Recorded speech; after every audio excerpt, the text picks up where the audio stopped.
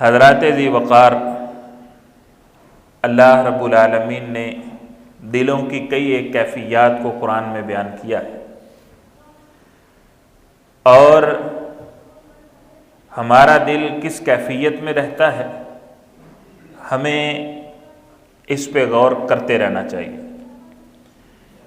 کیونکہ دلوں کا جو معاملہ ہے اگر یہ صحیح پورا جسم صحیح، یہ خراب پورا جسم فساد کا شکار ہو جاتا ہے۔ اس لیے جیسا کہ امام حسن بصری رحمہ اللہ تعالی فرماتے ہیں کہ اپنے دلوں کو کھنگالتے رہا کرو، ٹٹولتے رہا کرو، بار بار چیک کرتے رہا کرو، فَإِنَّهَا سَرِيعَةُ الذُّنُوبِ، یہ گناہوں کی طرف بڑی جلدی چلے جاتے ہیں۔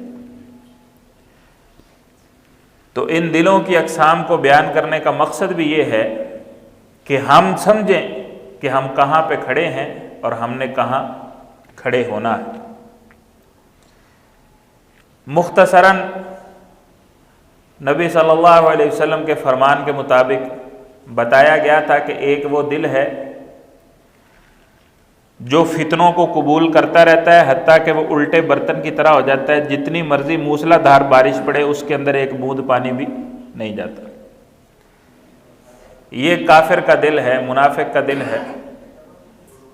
اور ایک وہ دل ہے جو فتنوں کا انکار کرتا ہے، گناہوں سے بچتا ہے، ان کو دھدکارتا اور دور کرتا رہتا ہے، حتیٰ کہ وہ سفید چٹان کی طرح ہو جاتا ہے اور پھر کوئی فتنہ اس کو نقصان نہیں پہنچاتا۔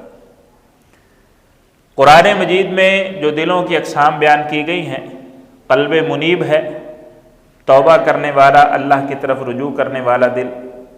قلب مخبت ہے، سکون اور عاجزی والا دل۔ قلب التقی ہے، جو شعائر اللہ کی تعظیم کرتا ہے۔ قلب المہدی ہے، جو اللہ کے تمام فیصلوں پہ اور اللہ کے تمام احکام پہ ہمیشہ راضی رہتا ہے، ہر حال میں وہ رب کا شکر ادا کرتا ہے اور اس پہ راضی رہتا ہے۔ اسی طرح ایک بیان کیا تھا القلب اللہی، وہ دل جو قرآن سے غافل ہے، دنیا کی رنگینیوں میں مصروف ہے، دنیا میں بڑا مگن ہے۔ اسی طرح القلب المریض، جس کے اندر کفر ہو، نفاق ہو، شک ہو، شرک ہو، اسی طرح ہوس ہو، لالچ ہو، بے ایمانی ہو، خیانت ہو، یہ ساری چیزیں اس قلب مریض کے اندر ہوتی ہیں۔ اسی طرح ایک القلب الاعمی ہے، احساس سے بالکل عاری دل، وہ کفر پہ بھی اڑا ہے اور اس کو حق راستہ نظر نہیں آ رہا، وہ بے ایمانی کی حالت میں بھی خوش ہے اور وہ سمجھتا ہے کہ میں بالکل ٹھیک ہوں۔ ایسے دلوں کو اللہ نے اندھے دل کہا ہے۔ القلب الآثم، اس کا بھی بیان ہو چکا ہے، جو حق کو پہچانتا ہے لیکن اس کے اوپر پردہ ڈال دیتا ہے تاکہ کسی کو پتہ نہ چلے۔ آج آئیے دیکھیں اور اللہ رب العالمین نے کون سے دلوں کی اقسام بیان کی ہیں۔ ایک ہے القلب الحی، زندہ دل۔ یہ دل کون سا ہے؟ قرآن کہتا ہے یہ وہ دل ہے جو سابقہ قوموں کے عبرتناک انجام بیان کیے جاتے ہیں تو یہ اس سے نصیحت لیتا ہے، ہم وہ سن کے نکل لیتے ہیں۔ سورۃ ہود، اس میں اللہ رب العالمین نے بہت ساری قوموں کا عبرتناک انجام بیان کیا ہے۔ 12ویں پارے کی سورت ہے،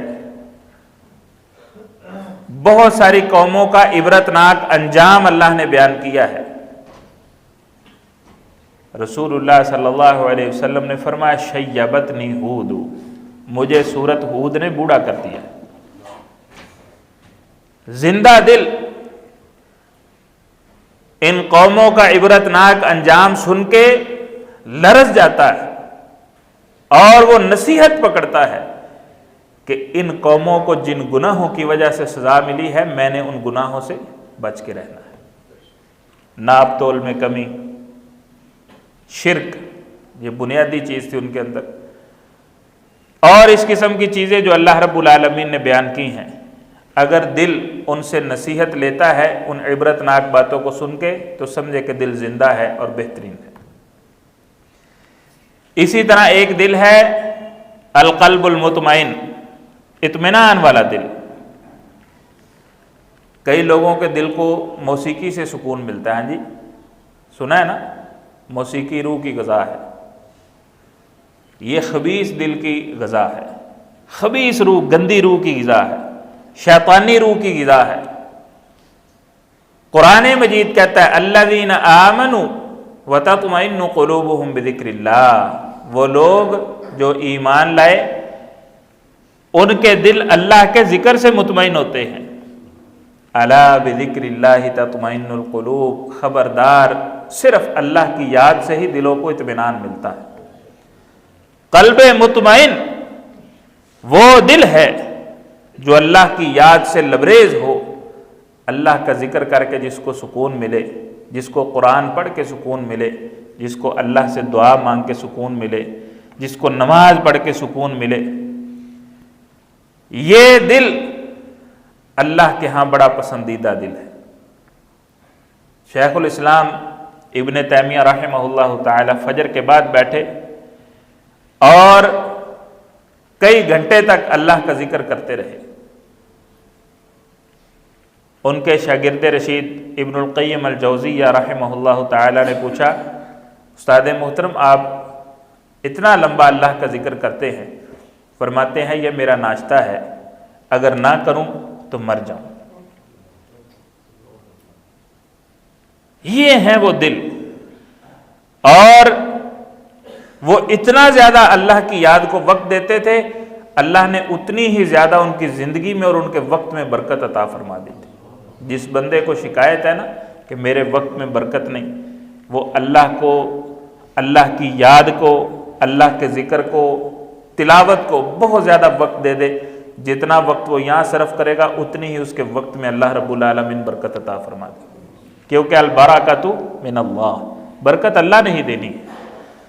تو القلب المطمئن، اسی طرح القلب السلیم ہے، سلامتی والا دل۔ سلامتی والا دل کون سا ہے؟ جو کفر سے، نفاق سے اور شرک سے پاک ہو، جس میں توحید ہو، جس میں اللہ کی اور اللہ کے رسول کی محبت سب سے غالب ہو، جس میں شہوات بڑی دور دور تک نظر نہ آتی ہیں۔ قلب سلیم وہ دل جو دل آپ کو دے کے اللہ نے اس دنیا میں بھیجا ہے۔ کل مولود یولد علی الفطرہ، رسول اللہ صلی اللہ علیہ وسلم نے فرمایا، صحیح مسلم کی روایت ہے، ہر بچہ فطرت پہ پیدا ہوتا ہے، اور فطرت اسلام کا نام ہے، اللہ کی توحید کا نام ہے۔ ہر بچہ فطرت پہ پیدا ہوتا ہے۔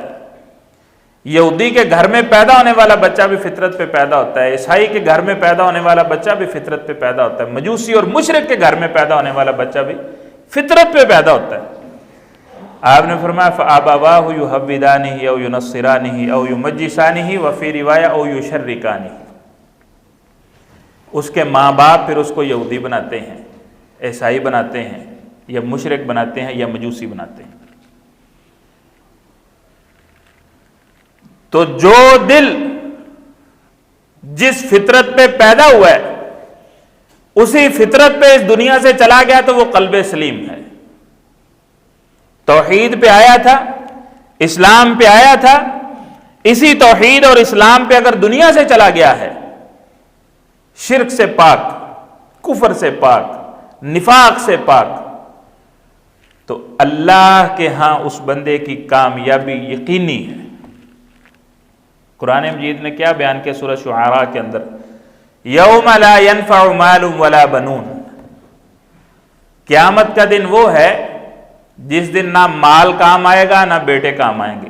دنیا میں یہ دونوں چیزیں بڑی کام آتی ہیں، کیوں جی؟ دنیا میں یہ دونوں چیزیں ڈھیر کام آتی ہیں، بیٹے بھی ڈھیر کام آ جاتے ہیں، اور مال بھی بڑی جگہوں پہ کام آتا ہے، کئی انسان کی ضرورتیں اس سے پوری ہو جاتی ہیں۔ اللہ فرماتے ہیں یوم لا ينفع مال ولا بنون، اس دن نہ مال فائدہ دے گا نہ بیٹے فائدہ دیں گے۔ کس کو فائدہ ہوگا؟ الا من اتى اللہ بقلب سلیم، جو اللہ کے پاس قلب سلیم لے کے آیا، نجات پا جائے گا۔ تو قلب سلیم ایسا دل کفر، نفاق اور شرک تینوں چیزوں سے پاک ہو، توحید پہ، فطرت پہ، اسلام پہ قائم ہو۔ جس طرح کا دل اللہ نے اس کو دے کے دنیا میں بھیجا تھا، اسی طرح کا صاف ستھرا ایمان سے لبریز بھرا ہوا دل وہ لے کے اللہ کے پاس جائے گا تو اس کی کامیابی یقینی ہے۔ اسی طرح ایک دل ہے القلب المتکبر، تکبر والا دل۔ یہ کافر کے پاس بھی ہوتا ہے اور اہل ایمان کے پاس بھی ہوتا ہے، جس میں ظلم ہو، قلب متکبر جس میں جارحیت ہو، اور بعض دفعہ انسان کی سرکشی اس کی نیکی اور دینداری کی وجہ سے ہوتی ہے۔ آپ نے معاشرے میں دیکھا ہوگا، اگر کوئی شخص بہت زیادہ اللہ رب العالمین کی یاد میں مصروف رہتا ہے، نیک آدمی ہے، نماز 5 وقت کی تکبیر اولیٰ کے ساتھ پڑھتا ہے، اس کے اخلاق میں ترشی آ جاتی ہے۔ وہ تہجد گزار ہے، وہ کہیں نہ کہیں سمجھ بیٹھتا ہے کہ جو میں نیکی کر رہا ہوں نا، یہ عظیم ہے۔ جس نے نماز نہیں پڑھی یا نماز میں سستی کی ہے، اس کی کیا حیثیت ہے؟ ہوتا ہے کہ نہیں ایسا؟ بعض دفعہ انسان کی دینداری اس کو سرکشی پہ آمادہ کرتی ہے۔ وہ جو تکبیر اولیٰ کے ساتھ 5 نمازیں پڑھتا ہے پہلی صف کے اندر، وہ اینڈ پہ آنے والے بندے کو حقیر سمجھتا ہے۔ چل کم کر جا کے نماز ٹائم تو اینڈ تے ہونا ہے، ایڈا تو منو سنان۔ یہ سمجھ لیں کہ اس کے دل کے اندر تکبر ہے، جارحیت ہے، سرکشی ہے اس کی دین کی وجہ سے کہ میں اتنا نیک آدمی ہوں، اللہ کا اتنا فرما بردار ہوں، تو یہ حقیر ہے۔ ایسے دل سے اللہ کی پناہ مانگنی چاہیے۔ آپ کی دینداری، اس کا نفع آپ کو ہے۔ آپ 5 وقت تکبیر اولیٰ سے نماز پڑھتے ہیں، یہ آپ کے لیے بہترین ہے، لیکن اس کا یہ مطلب نہیں ہے کہ آپ تہجد گزار ہیں تو جو تہجد نہیں پڑھتا آپ اس کو حقیر سمجھنا شروع کر دیں یا اس کے ساتھ بد اخلاقی کا مظاہرہ کریں، یہ آپ کو زیب نہیں دیتا۔ تو القلب المتکبر، اس دل کا علاج بھی قرآن نے بیان کیا ہے، اور وہ ہے القلب الوجل۔ 18ویں پارے میں یہ ساری چیزیں اللہ نے یہ دلوں کی اقسام قرآن میں بیان کی ہیں۔ القلب الوجل، ڈرنے والا دل،